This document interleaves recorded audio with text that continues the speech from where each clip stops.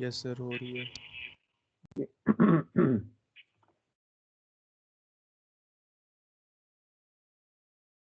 Okay, yesterday we were, rather in the previous lecture, we were looking at the frequency response of a single zero or the single zero system or a single pole system. So in that context, if you have any questions, please ask.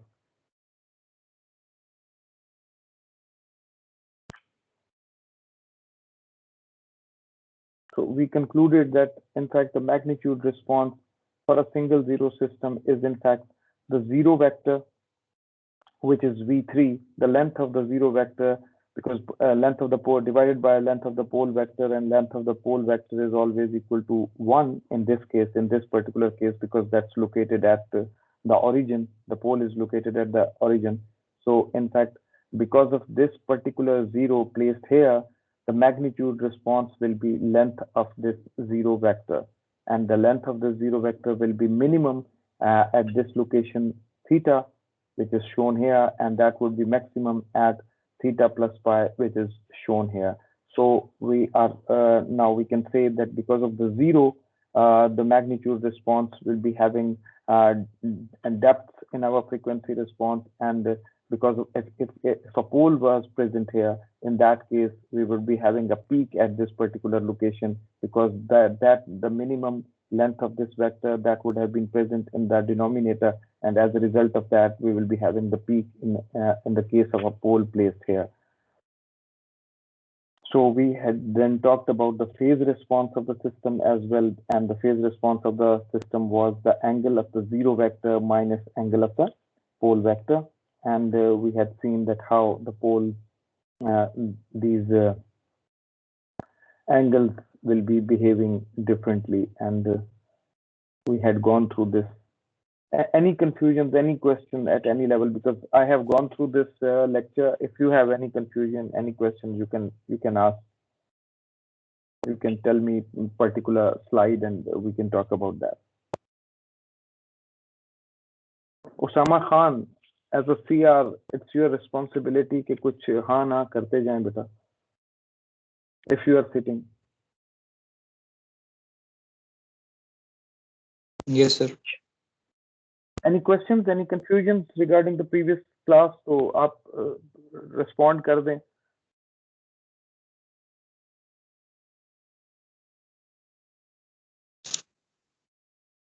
Sir वो आखिरी जो lecture आपने पढ़ाया था regarding frequency response of zero, ठीक है, outside the unit circle और on the unit circle, तो उसका आपने यानी ना उसके बाद में ग्राफ से थोड़ा सा बताया था जो कर्व्स वगैरह का, तो वो थोड़ी सही से समझ नहीं आई थी.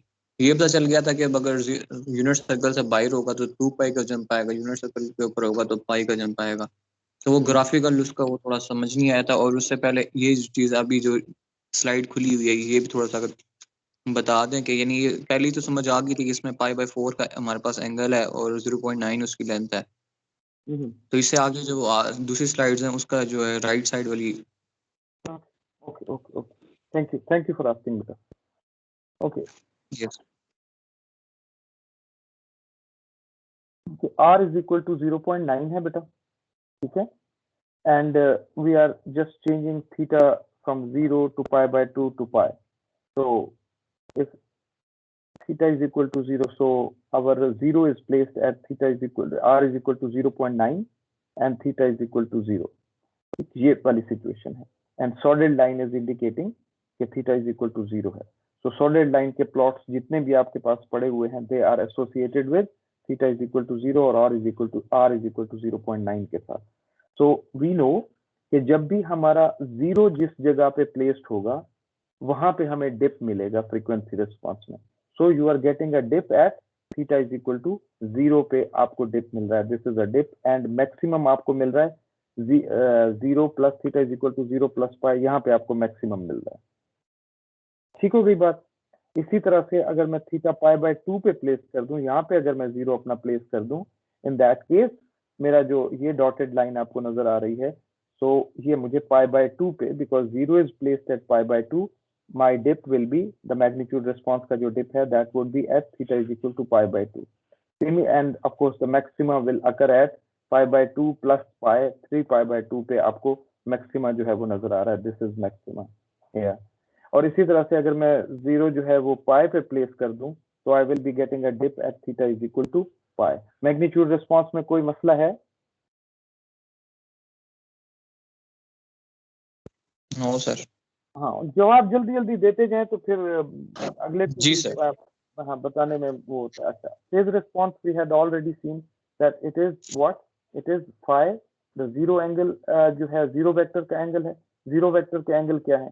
यहाँ पे अगर मैं देख रहा हूँ तो ये जीरो वेक्टर का एंगल है, ये जीरो वेक्टर है मेरा चेंज हो रहा है. अगर मैं theta is equal to zero के साथ देख रहा हूँ तो ऑफकोर्स मेरा जो फाई है वो डिफरेंट फाई जो है वो बनते जा रहे हैं. और पोल वेक्टर का एंगल जो है वो भी ओमेगा है. इस वक्त ओमेगा जीरो है, जब मैं इधर पहुंचूंगा तो ओमेगा जो है वो पॉजिटिव होता चला जाएगा. तो ये फाई माइनस ओमेगा जो है that is in fact my phase response. तो वो बिहेवियर जो है वो यहाँ आपके नजर आ रहा है. ये सॉलिड लाइन आपको इंडिकेट कर रही है. और अगर आप गौर करें तो इस पर्टिकुलर जोन के अंदर ये लीनियर फेज है. As a result of that आपको यहाँ पे एक कांस्टेंट ग्रुप डिले नजर आ रहा है because of this thing, because group delay is negative of the derivative of your phase response. और ये आपके अब डिफरेंट, जहां पे आपको डिप है वहां पे आपको ये नजर आता है, ट्रांजिशन जो है नजर आती है फ्रॉम नेगेटिव टू पॉजिटिव. जो एंगल का ये जो डिफरेंस है ये इस तरह से बिहेव कर रहा है. And as a result of that ये पॉजिटिव स्लोप है तो आपको ये ग्रुप डिले जो है वो नेगेटिव नजर आता है. यहाँ पॉजिटिव स्लोप है तो ये नेगेटिव नजर आ रहा है. ऑफ कोर्स अब ये तीन डिफरेंट फेज रिस्पॉन्सेज प्लॉटेड हैं, ये तीन डिफरेंट मैग्नीट्यूड रिस्पॉन्सेज प्लॉटेड हैं, and these three different group delays जो हैं वो यहाँ पे प्लॉट किए गए हैं. Any question, any confusion Usama about this? No, no sir. Okay, let's move forward. अच्छा, अब यहाँ पे क्या है, यहाँ पे आपके पास आर की डिफरेंट वैल्यूज के साथ बिहेवियर जो है वो दिखाया गया है. यानी आर जो है वो चेंज हो रहा है. सो आइडिया इज थीटा जो है वो पाई है और आर जो है वो अपनी वैल्यूज चेंज हो रहा है. यानी वो बिहेवियर देखना है कि कैसे कैसे जब जीरो जो है वो आपका यूनिट सर्कल के नजदीक पहुंचता है तो how the magnitude response is behaving, या फेज रिस्पॉन्स किस तरह से बिहेव कर रहा है. देखिए आर पाई पे है, यानी यहाँ पे ये है पाई मेरा. तो आर इज इक्वल टू 0.5. जब ये 0.5 पे जीरो रखा हुआ है, of course there will be a pole here, always there will be a pole here. तो जब ये जीरो यहाँ पे रखा हुआ है तो ये रिस्पॉन्स है मेरा.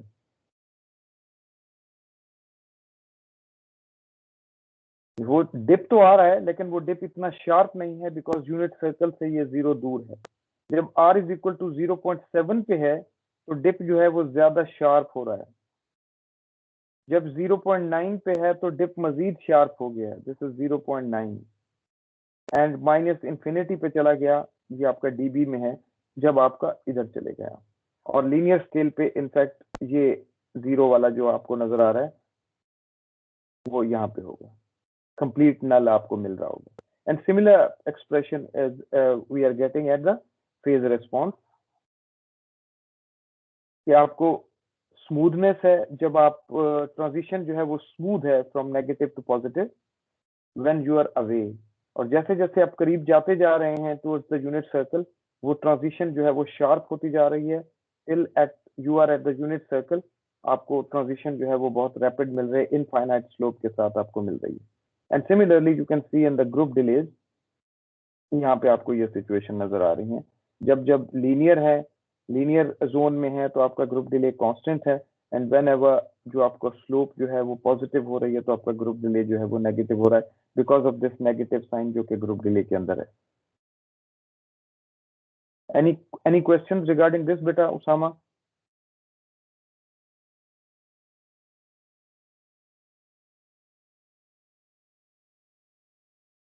No sir. Okay, let's move forward. Now that was the jump, sudden jumps in the angle. We know that that's the phase response. जहां पे सपोज हम मौजूद हैं इस पर्टिकुलर लोकेशन पे, विच इज जो पोल वेक्टर है उसका एंगल जो है वो इस वक्त आप एप्सिलॉन पे बैठे हुए हैं, एंगल एप्सिलॉन पे बैठे हुए हैं. तो angle epsilon is a very small angle, 0+ के कॉन्टेक्स्ट में हमने बात की थी. तो इस केस में आपका वेक्टर की जो डायरेक्शन है, जीरो वेक्टर की जो डायरेक्शन है वो अपवर्ड है। जैसे ही आप एप्सिलॉन नेगेटिव में जाते हैं तो क्या होगा, आपके वेक्टर की जो डायरेक्शन है वो चेंज हुई है, और जब वेक्टर की डायरेक्शन चेंज हुई है तो आपने 2 पाई का जंप लिया है, 180 डिग्री का जंप है। डायरेक्शन चेंज ऐसे ही होती है ना, ये डायरेक्शन चेंज हो रही है, तो ये जो जंप है ये इनकॉर्पोरेट हुआ है आपके फेज रिस्पॉन्स के अंदर। So that's why in this case जब भी आपका जीरो जो है वो यूनिट सर्कल पे मौजूद है, जब भी आपका वेक्टर जो है वो यूनिट सर्कल, जीरो जो है वो यूनिट सर्कल पे मौजूद है, you are having a jump of pi radian. Usama clear है बेटा ये चीज? Yes sir. सर इसके क्लियर होगी 2 पाई का भी सर काइंडली बता दें। 2 पाई का भी आगे आ रहा है, 2 पाई। अब जीरो बाहर रखा हुआ है, जीरो जब बाहर रखा हुआ है तो एप्सिलॉन, जब आपका पोल वेक्टर जो है वो प्लस एप्सिलॉन पे है, तो उस केस में आपका फाई 3 जो है वो ये एंगल है, दिस वन इज फाई 3।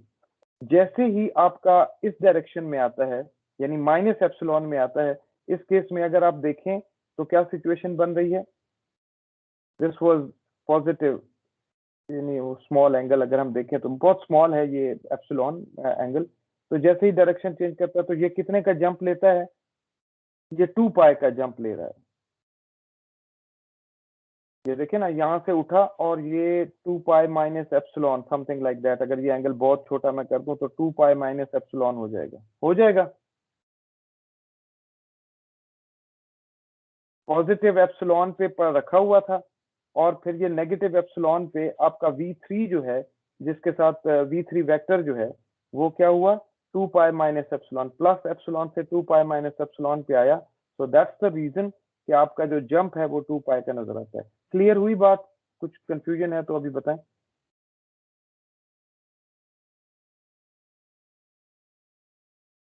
सही है सर। क्लियर है ना? सर ये जो हम एंगल मेजर कर रहे हैं ये V2 के हिसाब से मेजर कर रहे हैं, जो 2 पाई हम कह रहे हैं। देखिए बेटा, जीरो वेक्टर कौन सा है, जीरो वेक्टर कौन सा है, ये है आपका फेज रिस्पॉन्स, इसको ज़हन में रखिए। आपका फेज क्या सर? रिस्पॉन्स क्या है, सर वो जीरो वेक्टर कौन सा है, जीरो वेक्टर है ये वाला, ये मेरा जीरो पड़ा हुआ है, ये मेरा जीरो वेक्टर है, V3 मेरा जीरो वेक्टर है। मैं V3 जीरो वेक्टर का एंगल देखूंगा, और V1 जो है वो मेरा क्या है, वो मेरा पोल वेक्टर है।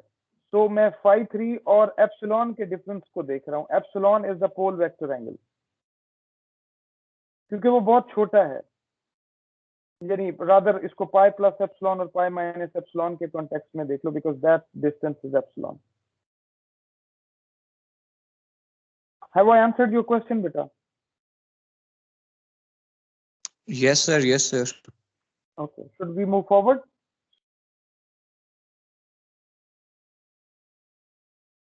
जी sir.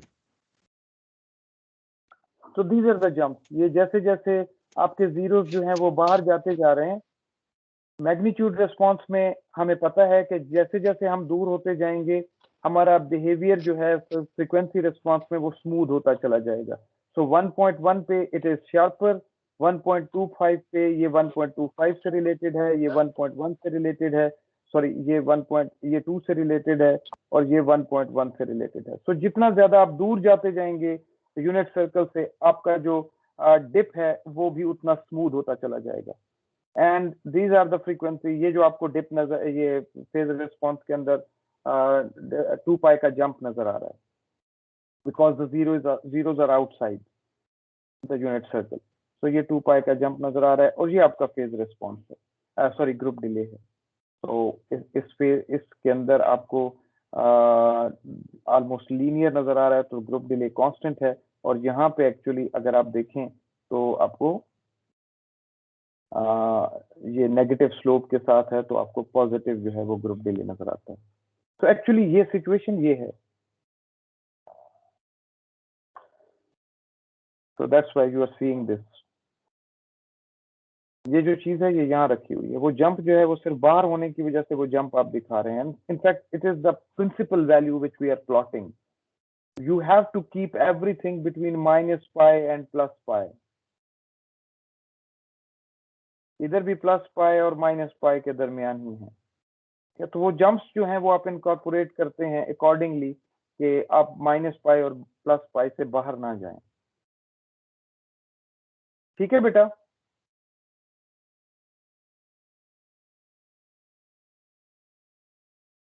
Yes sir. So of course that was the response for a single zero. But of course we are not having single zero or single pole in our system. We are having multiple poles and multiple zeros, and as a result of that, that's the transfer function coefficients की form में मेरे पास ये मौजूद है, and I can write the transfer function in this form. जब अब मैं roots की form में लिखता हूँ, तो these are the zeros of my systems. CKs, DKs are the poles of my system. So I will be getting the contribution from all the zeros and from all the poles. So as a result of that, if I'm interested in the magnitude of my system, so I will be having contribution from all the zeros minus क्योंकि log की बात हो रही है और log of a over b log of a over b is equal to log of a minus log of b. So this is negative sign is coming from that concept. So minus the contributions coming from the denominator or from the pole. Similarly, if we are interested in the phase response, the contribution will be coming from all the zeros minus the contribution from all the poles. So this is it. So if we have multiple zeros and multiple poles in my system, so R1, R2, and Rn are the length of my zero vectors, and P1, P2 to Pn are the lengths of the pole vectors. So h of exponential j omega or h of omega will be the multiplication of all the zero vectors divided by multiplication of the magnitude of all the pole vectors. That would be giving me the magnitude response of my system. And B1 to Bn, beta 1 to beta n are the angles of the zero vectors, and Phi1 to Pn are the angles of the pole vectors. And if I am interested in knowing the phase response of the system, that would be the angles of the zero vectors, all angles of the zero vectors minus all angles of the pole vectors. Any confusions, please ask. Sir इसमें ये P1 और P2 क्या चीजें हैं पोल vectors के अंदर? Length है बेटा। सही हुआ सर। ये अगर इस तरह की सिचुएशन है ना,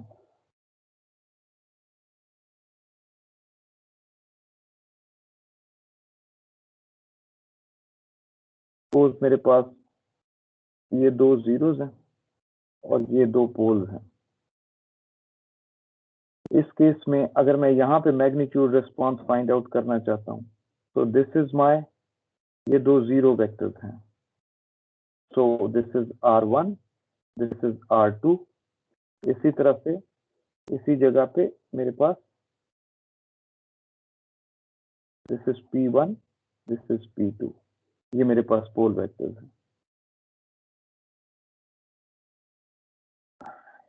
सॉरी, और अगर मैं इंटरेस्टेड हूँ फेज रिस्पॉन्स में, तो that's my beta 1 zero vector angle, और ये वाला जो है मेरा, सॉरी ये एंगल होना चाहिए ये वाला, this is beta 1 and this is beta 2। Similarly pole का ये जो एंगल है ये मेरे पास Phi1 है और ये जो है मेरे पास Phi2 है। तो ये एंगल, इनके एडिशन और सब्ट्रैक्शन जो है वो आपके पास आ गई। Got it?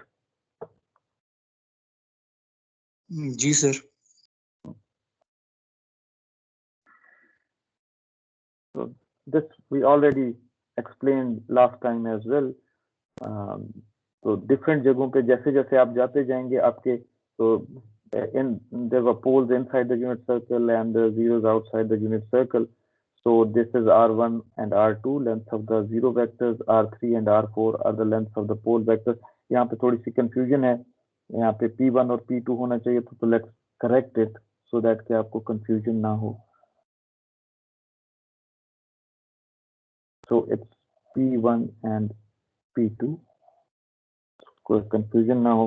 तो यहाँ पे तो वैसे लिखा हुआ है, कंफ्यूजन होनी तो नहीं चाहिए थी, बट अगेन अगर, so it's P1 P2। And angles जो हैं वो आपके गिवन है। क्लियर हो गया बेटा? जी sir.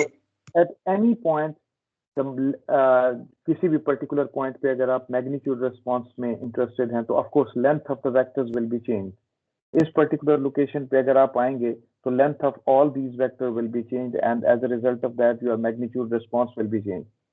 the magnitude of the phases will be changed, so as a result of that your phase response will be changed. So जैसे जैसे आप यहाँ चलते जाएंगे इस यूनिट सर्कल पे आपके वेक्टर लेंथ क्योंकि बदल रही हैं r1 r2 p1 p2, so आपका मैग्नीट्यूड रिस्पांस बदल रहा है क्योंकि एंगल्स बदल रहे हैं हर जीरो और हर पोल के, so as a result of that the composite phase response is changing as well. Fine? Yes sir. So we did this as well, that this is a third order system with 3 poles and 3 zeros. So these are the 3 poles, these are 3 poles, and we have 3 zeros. So we know that the zeros will bring in dips in our system. So as a result of that, we are watching that these are the dips. So 1, 2, and 3 dips are obvious in our magnitude response, and of course the magnitude response अभी वो यहाँ से start कर रहा है तो length multiply all the vectors will be taken, उनकी the zero vectors divided by length of the zero vectors multiplied divided by length of the pole vectors multiplied. So here what we are getting जो भी magnitude response है वो आपको यहाँ पे नजर आ रहा है। जैसे ही आप आगे चलते हैं इस particular जगह पे पहुंचते हैं तो आपका जो length of the zero vectors और length of the pole vectors are changing its magnitude. So as a result of that आपको ये मैग्नीट्यूड रिस्पांस मिल रहा है। इसी तरह से आप आगे बढ़े हैं तो जैसे जैसे आप जीरो के करीब होते जा रहे हैं you are approaching a dip, तो आपको डिप मिला, फिर जैसे जैसे आप जीरो से दूर होते जा रहे हैं आप अगेन आपको मैग्नीट्यूड रिस्पांस जो है that is getting some higher value. तो इस तरह से आप चलते जा रहे हैं। क्लियर हो गई बेटा बात? ये प्रीवियस लेक्चर था, आगे Yes चलते sir. हैं। जी any question? Sir previous lecture में हमने सेकंड ऑर्डर तक किया था, ये वाला नहीं किया। सेकंड ऑर्डर थर्ड ऑर्डर में तो कोई फर्क नहीं है ना यार, वो कॉन्सेप्ट तो सेम जा रहा है ना। नहीं मैं वैसे ही बता रहा हूँ सर जनरल। चलें तो उसी को कंटिन्यू कर रहे हैं। So that's a third order, 3 poles and 3 zeros, और किस तरह से आपका मैग्नीट्यूड रिस्पांस जो है वो चेंज हो रहा है ये आपने देख लिया। फाइन, क्लियर है ये चीज कैसे फेज रिस्पांस, और ये आपको डिप्स नजर आ रहे हैं। ये एक्चुअल ये वाला डिप है, ये वाला डिप है, एंड ये जो चीज आपको नजर आ रही है these are the things कि आपका फेज रिस्पांस को with in the limits minus pi and plus पाई रखने के लिए ये बार बार आता रहेगा, तो इस चीज को हम दोबारा बार बार बताते रहेंगे, कोई ऐसी चीज नहीं है। But important thing is that we have to keep our phase response between minus pi and plus pi. Amplitude axis पे अब भी इसको माइनस पाई और प्लस पाई के दरमियान रखेंगे, सो दैट कि अगर मेरा प्लस पाई से ऊपर जा रहा होगा तो मैं जंप ले लूंगा -2 पाई का, अगर तो मेरा जीरो आउटसाइड है, या अगर आउटसाइड नहीं भी है तो -2 पाई का जंप ले लूंगा। और अगर ये चीज अगर मैं आपको शायद आगे आ जाएगी ये चीज, ठीक है, मैं आगे फिर डिस्कस कर देते हैं। Okay, now frequency response of a second order system अगर हम देखें, so we have 2 poles, this time we are talking about 2 poles की बात हो रही है। अब जीरोस जो है वो यूनिट सर्कल पे अपना ओरिजिन पे पड़े हैं, और आपके पोल्स जो हैं they are located at r exponential j theta and r exponential minus j theta. So transfer function is this thing, h of z is equal to 1 over 1 minus r exponential j theta z inverse, 1 minus r exponential minus j theta z inverse, and that's a more favorable form of writing a transfer function। z के coefficients के अंदर आप लिखिए, that would tell you the location। अच्छा, एक और चीज जो आपके क्विज में मार्क कर रहा था, तो जो चीज नजर आई है, आपने जीरोस और पोल्स की लोकेशन तो रियल एक्सिस पे दी है, बट समबडी हैज यहाँ पे पोल्स प्लेस कर दिए। Remember this is an imaginary axis. अगर पोल्स जे और -j पे हैं तब तो आप यहाँ पे प्लेस करेंगे, लेकिन अगर पोल 1 और -1 है इन दैट केस ये वाली लोकेशंस बनेंगी। सो दैट्स रॉन्ग, ये चीज जरूर ज़हन में रखा कीजिए। और बार बार आपको यही बताया है कि अगर आप इस फॉर्म में लेके आएंगे तो आपको एक्चुअल लोकेशन पता चलेगी कि कितने जीरोस किस पर्टिकुलर लोकेशन पे पड़े हुए हैं। सो फॉर दिस अब आपको यहाँ से नजर आ रहा है कि आपके दो जीरो सेकंड ऑर्डर जीरो पड़ा हुआ है eight z is equal to 0. One pole is located at z is equal to r exponential j theta and other pole is located at r exponential minus j theta. And now we are interested in knowing the frequency response. We know that the poles are responsible for peaks in our frequency response and zeros are responsible for the dips in our frequency response. So what will happen? इस particular location पे यानी theta पे आपको क्या मिलेंगे, इस जगह पे और इस जगह पे आपको क्या मिलेंगे, पीक्स मिलेंगी। ये आपको पीक्स नजर आ रही हैं।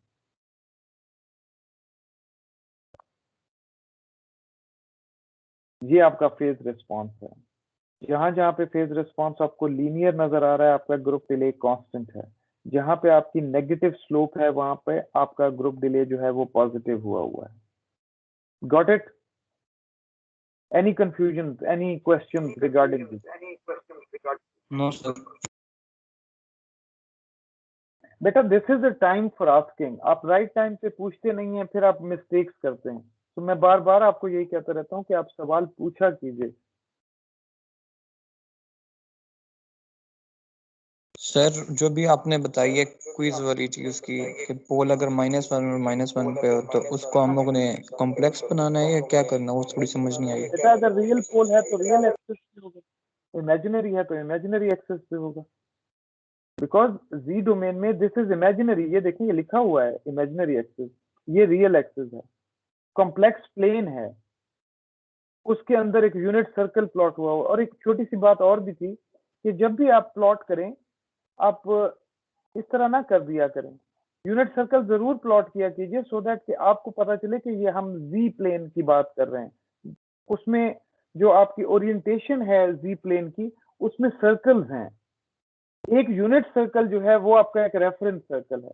सो whenever you plot a Z plot, जो कि डिस्क्रीट टाइम सिग्नल प्रोसेसिंग की बात हो रही है, तो आप यूनिट सर्कल जरूर आप अपनी इमेजिनरी और जो आपकी कॉम्प्लेक्स प्लेन है जी प्लेन, उसमें आप जी यूनिट सर्कल प्लॉट करेंगे तो आपकी अंडरस्टैंडिंग जो है वो ज्यादा बेहतर होगी in contrast to Laplace plane. Laplace plane जो है वो आपकी उसके अंदर सर्कल का कोई इस तरह का कॉन्सेप्ट नहीं है। तो इसमें सर्कुलर आपके पास कंटूर्स होते हैं। तो अब यूनिट सर्कल की इसमें एक वैल्यू है तो आप उसको जरूर प्लॉट किया कीजिए। वो बेटा जो आपने सवाल पूछा था, have I answered that question that real and axis and yes.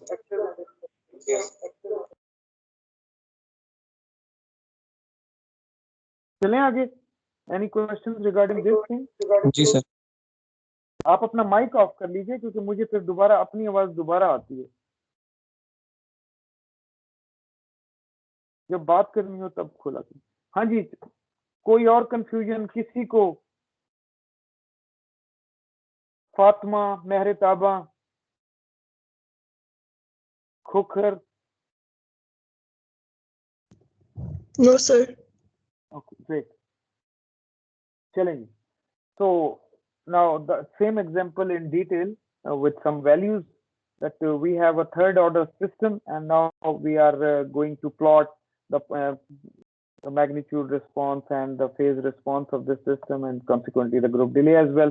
So that's my transfer function given to me.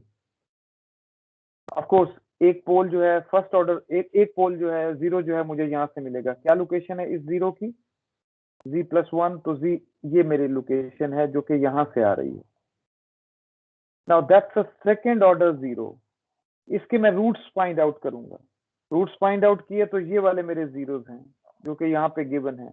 1 0 is at pi radian and radius is equal to 1 and the other one is radius 1 आ गया है और उसकी जो degree है that's around 60 degree. तो ये 60 degree पे पड़े हुए हैं आपके जीरोस। इसी तरह से पोल्स, एक पोल आपको स्ट्रेट अवे यहाँ से मिल रहा है, r is equal to 0.683, so that's the radius 0.683. This is my pole that's coming from here. And second order pole जो है वो मुझे इसके रूट्स से मिलेगा और वो मुझे नजर आ रहा है 0.892. This is 0.892, sorry this one, and the angle is 35 degree का एंगल। सो यहां से सेकंड ऑर्डर पोल जो है मुझे यहां से मिल रहा है। ठीक हो गई बात? कोई confusion? No sir. Okay great. तो अब मुझे पता है कि ये जो मुझे डिप्स हैं मेरे, मुझे मैग्नीट्यूड रिस्पांस में मुझे यहाँ नजर आएगा, यहाँ नजर आएगा। So let's see this. तो ये देखें, ये मुझे नजर आ रहा है, ये 60 डिग्री पे, ऑलमोस्ट 60 डिग्री पे ये मुझे एक डिप नजर आया। फिर 180 डिग्री पे ये मुझे एक डिप नजर आया। Of course that's the replica, वो यहाँ पे मौजूद है।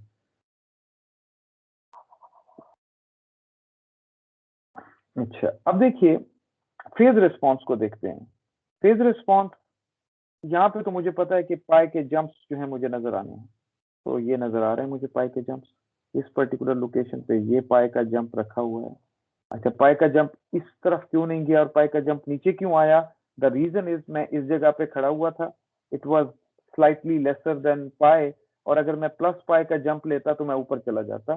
सो as a result of that मैंने नेगेटिव पाई का जंप लिया, सो दैट कि मेरी वैल्यू जो है फेज रिस्पॉन्स की that should be plus pi और माइनस पाई के दरमियान रहे।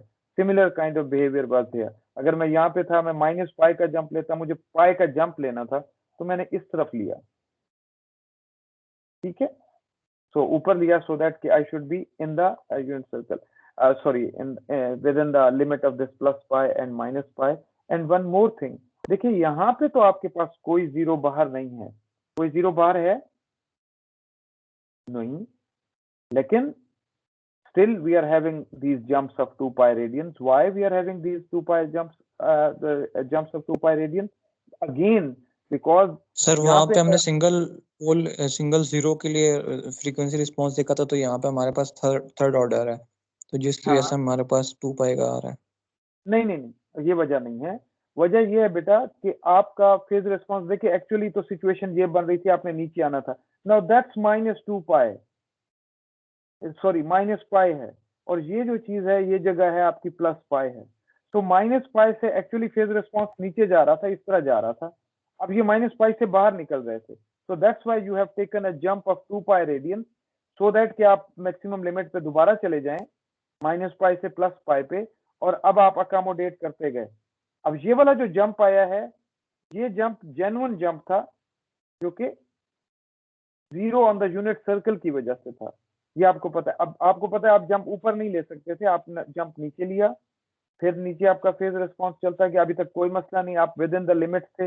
लेकिन अगर आप यहाँ पे जो जंप था, जो कि genuine jump because of the zero था, अगर आप यहाँ पे नेगेटिव जंप लेते तो आप बाहर चले जाते। तो दैट्स वाई आपने जंप ऊपर लिया, अब आप विद इन द लिमिट्स हैं, चलते जा रहे हैं। अब यहाँ पे जंप था तो आप ऊपर नहीं ले सकते थे, आपने इसलिए नीचे लिया फेज रिस्पांस। अब ये 2 पाई पे पहुंच गए थे, तो दैट्स वाई आपको 2 पाई का जंप लेके माइनस पाई पे पहुंच गए थे, तो आपको 2 पाई का जंप लेना पड़ा। तो ये तमाम जंप्स जो हैं ये इस बात को इंश्योर कर रहे हैं कि आप विद इन द लिमिट्स जो हैं वो रहेंगे। माइनस पाई और प्लस पाई के दरमियान आपका फेज रिस्पांस रहेगा। एक्चुअल फेज रिस्पांस किस तरह की चीज है, वो इस तरह की चीज है।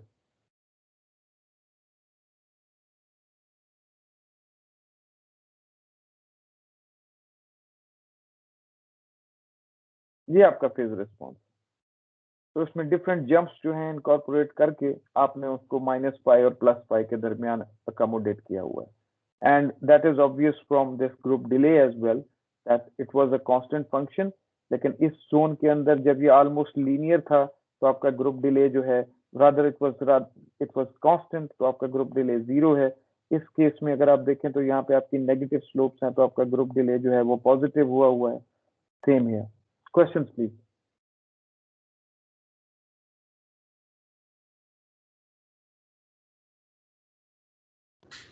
सर ये जो हमने मैग्नीट्यूड हमारा रिस्पॉन्स है, इसमें जो हमारे पास डिप आ रहा है, ये हम सिर्फ एक जीरो की वजह से देख रहे हैं, जो हमारे पास 60 डिग्री पे था। जो हमारे पास बाकी इसका सेकंड ऑर्डर था जीरो का, उसकी वजह से डिप्स नहीं आएंगे।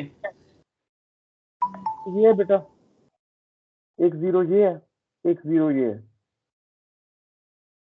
ऐसे ही है। Yes sir.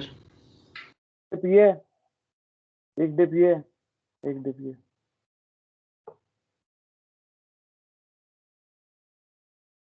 ये एक पाई का जंप है, ये एक पाई का जंप है, ये एक पाई का जंप है, ठीक है। Okay sir. सर पोल्स की वजह से कुछ नहीं हो रहा उस रिस्पॉन्स पे? सॉरी सर पोल्स की वजह से कुछ नहीं हो रहा रिस्पॉन्स में? रिस्पॉन्स में ये आपका पोल की वजह से ही है, ये जो चीज आपको नजर आ रही है, ये फ्लैट रिस्पॉन्स इन 3 पोल्स की वजह से ही बना हुआ है ना बेटा। ये 3 पोल्स जो हैं, ये जो यहाँ पे रखे हुए हैं, ये इस पर्टिकुलर विसिनिटी के अंदर, इस विसिनिटी के अंदर मैग्नीट्यूड रिस्पॉन्स को कांस्टेंट रख रहे हैं। पोल ही तो सारा काम कर रहे हैं, जीरोस की वजह से डिप्स आ रहे हैं, पोल जो है वो आपको फ्लैट रख रहे हैं। तो that's the placement of poles which is making you आपका लो पास फिल्टर बनाया हुआ है।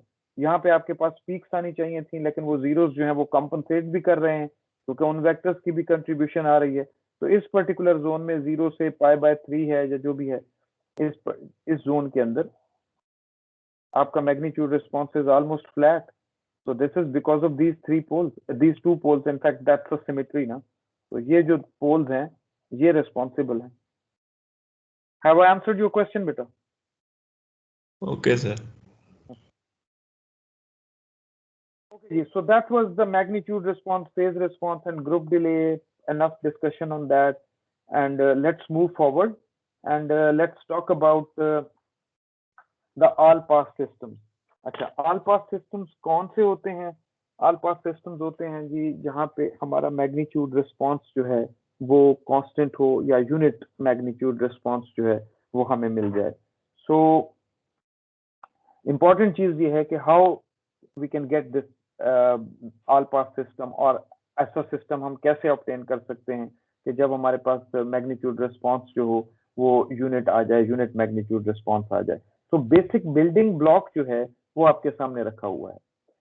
This is just a first order all pass system, and this is indicating that a 0 is placed at 1 over a conjugate and the pole is placed at z is equal to a. So a pole is placed at a, क्योंकि ये real है तो a conjugate जो है वो a ही रहेगा, 1 over a conjugate 1 over a ही रहेगा क्योंकि रियल की बात हो रही है। So in fact, in general, we will be saying that whenever a pole and 0 are placed at conjugate reciprocal locations, this is conjugate reciprocal. Conjugate a conjugate conjugate हो गया और 1 over a conjugate reciprocal location है। So if a pole is placed at a and a 0 is placed at conjugate reciprocal location of this a, which is 1 over a conjugate, in that case our magnitude response will be unit होगा। सो इस case में क्योंकि real है तो 1 over a conjugate will be equal to 1 over a. So our pole is placed at a, our 0 is placed at 1 over a, and the claim is that the magnitude response will be unity. So if we are interested in knowing h of exponential j omega magnitude, then what we will be doing, we will be replacing z with exponential j omega, because z is equal to r exponential j omega. That's the definition of z plane, and then r is equal to 1, which is associated with this unit circle. That will be giving me the magnitude response. So z will be replaced with exponential j omega. So the same thing is done. That was my transfer function, z inverse minus a. So exponential minus j omega minus a, 1 minus a exponential minus j omega. And now I can extend this thing. So अभी थोड़ी देर पहले दूसरी class के साथ किया है, तो I will repeat it with you as well. So exponential minus j omega minus a over 1 minus a exponential minus j omega. I'm getting it from here.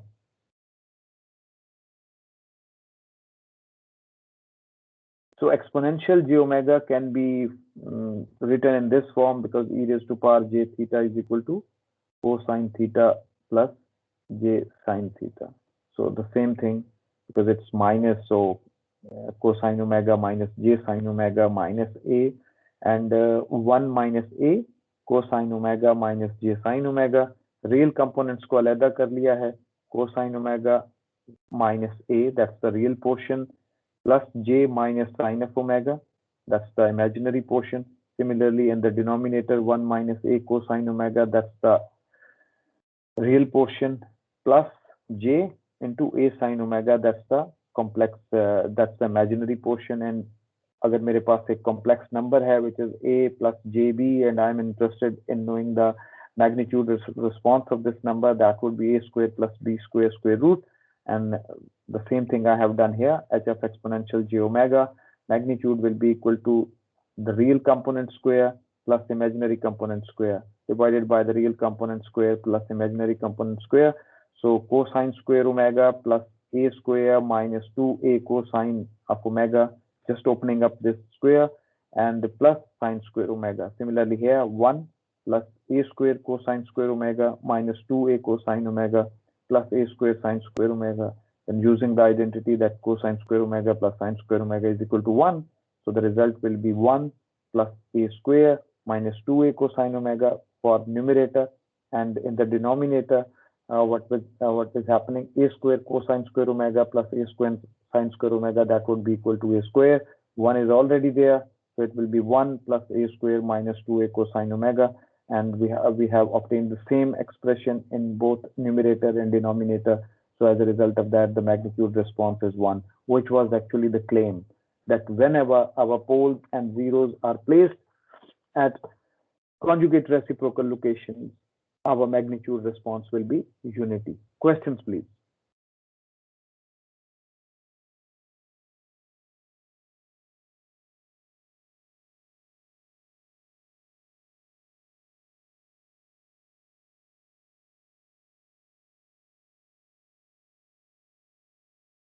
Ji beta, any question? No, sir. Okay, great. So that was for a single order all pass system. Now, in general, what we can do that for a real portion, if a pole, so that's a generalized expression. That is for real poles and zeros, and that is for complex poles and zeros, this portion. Now, what's happening? So you can have multiple poles and zeros. So k is equal to 1 to mr कहा हुआ है, real poles की बात हो रही है, m is real. So in that case, one of the zero is placed at dk, then your pole will be placed at 1 over dk. Yeah, sorry, the pole is placed at dk and your zero will be placed at 1 over dk. So and here what is happening that your poles are placed at ek and ek conjugate, and your zeros will be placed at 1 over ek conjugate and 1 over ek conjugate and 1 over ek. So these will be the pole location from here. जी जनाब, clear है? So that's the situation. If my ek is equal to 0.6 exponential j pi by 4, suppose that's my pole ek and that's my ek conjugate. So and the other one is 0.6 exponential j pi by 4. So in this case, my zeros will be placed at ek conjugate. इसका जो है वो इनका pair जो है आपको यहाँ पे मिल जाएंगे. ये मेरे पास zeros हैं. And of course, सर आज के whenever we will be having the poles and zeros are placed in such a way that they are at the reciprocal conjugate locations, our system response will be or the magnitude response will be unity. Clear है? Yes, sir. Should we stop it here? Yes, sir. आज के लिए बस काफी है sir, बाकी कल पढ़ेंगे सर. चलो ठीक है. Okay.